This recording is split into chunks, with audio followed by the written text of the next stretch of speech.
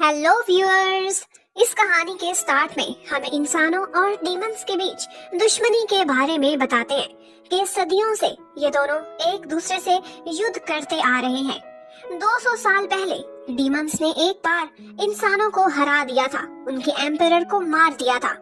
उसके बाद इंसानों की आपस में भी फाइट्स चलती रहती हैं। लेकिन फिर उनका एक ऐसा लीडर आता है जो सारों को यूनाइट करता है और इंसानों के अब दोबारा से स्टैंड लेने के चांसेस बढ़ने लगते हैं।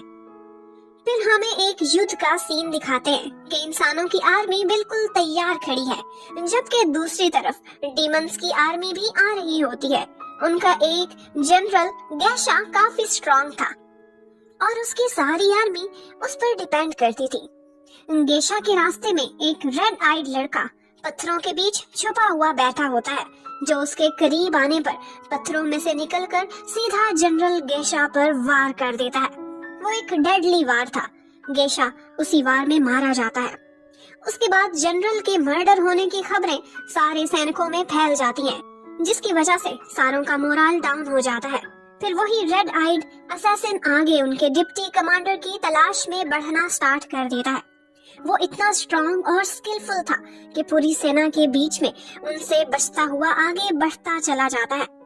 फिर उसकी आगे डिप्टी कमांडर से फाइट होती है और वो उसे भी मारने में कामयाब हो जाता है। अब डीमंस की सेना का ना तो कोई जनरल था, ना ही डिप्टी जनरल, तो वो डर के वहां से भागना स्टार्ट कर देते हैं। फिर हम देखते हैं कि उस रेड आइड असैसिन का नाम जी चुआन है और वो अपनी आर्मी का कमांडर है। फिर इंसानों को दिखाते हैं कि उनकी सेना अपनी स्ट्रेटेजी बनाने में बिजी होती है। यहाँ पर हमें उनकी लेडी डिप्टी कमांडर बाई चुआन को भी दिखाते हैं।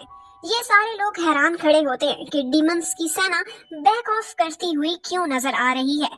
फिर बाई चुआन अपने कमांडर से यही बात डिस्कस करने के लिए जाने लगती है, तो आगे कमांडर तो था नहीं, उसने अपनी जगह पर एक सिपाही को खड़ा किया हुआ था। और फिर बाई चुआन के डराने पर वही सिपाही बताता है कि मास्टर जंगल की तरफ गए होंगे। यहाँ पर जी चुआन एक ऊंचे से पेड़ के आखिरी तने पर ठंडी हवा के मजे ले रहा होता है। जब बाई चुआन वहाँ पहुँचती है तो वो काफी गुस्से से उसे आवाज देती है, क्योंकि उधर युद्ध लगी थी और ये रिलैक्स कर रहा था। उसकी जोरदार आवाज की गूंज से जी चुआन नीचे गिर जाता है और फिर बाई चुआन उसे सारी सिचुएशन बताती है, उसके ऑर्डर्स मांगती है। यहाँ पर जी चुआन बिल्कुल चाइल्डिश सा रिएक्शन देता है, जैसे उसे कोई परवाह ही ना हो। वो कहता है चेस करना है तो कर लो, लेकिन इनफैक्ट वो ऊपर रिलैक्स करने नहीं गया था, बल्कि विंड प्रेशर और डायरेक्शन चेक कर रहा था और चेस करने के लिए उनके लिए सूटेबल चांस था। फिर वापस आकर बाई चुआन के ये सब बताने पर एक लेफ्टिनेंट लुए जाई अपने कुछ सिपाहियों को साथ लेकर चेस करने के लिए निकल पड़ता है। फिर उनकी युद्ध स्टार्ट हो जाती है। डीमंस को ना चाहते हुए भी बिना जनरल्स के लड़ना पड़ता है। यहाँ पर डीमंस का बहुत भारी नुकसान होता है। डीमंस के साथ एक बग्गी भी थी, जिसे वो दिलो जान से प्रोटेक्ट कर रहे थे, क्योंकि उनके मरे हुए जनरल का यही ऑर्डर था। चोटी पर खड़े ये सीन देखते हुए इंसानों की बाकी आर्मी भी फिर नीचे जाकर लड़ाई करने का फैसला करती है। अब जो कसर डीमंस की बच गई थी, वो इंसानों की तरफ से किए गए तीरों की बरसात से पूरी हो जाती है।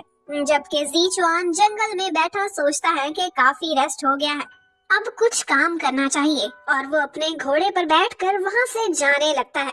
वो यही सोच रहा था कि लुजाई उस बग्घी तक पहुँचने में कामयाब हुआ होगा या नहीं। दूसरी तरफ फाइटिंग चलती रहती है। एक दफा बाई चुआन को एक डीमन मारने ही लगता है, तो मिंगजू वहां आकर उसकी जान बचाता है, जिसे थोड़ी देर पहले स्ट्रेटेजी पर बात करते बाई चुआन की बहस हुई थी। फिर इन दी एंड यही दिखाते हैं कि इंसानों ने डीमंस को बुरी तरह से हरा दिया था। उनमें से ज्यादातर भागने की कोशिशों में लगे हुए थे, जिनका लू जाई आगे जाकर पीछा करने में लगा हुआ था। डीमंस उसी बग्गी को वहां से भगाने की पूरी कोशिश कर रहे थे। लू जाई भी सबसे पहले उस बग्गी को भगाने वाले बीस्ट्स को नेज़े से मार डालता है।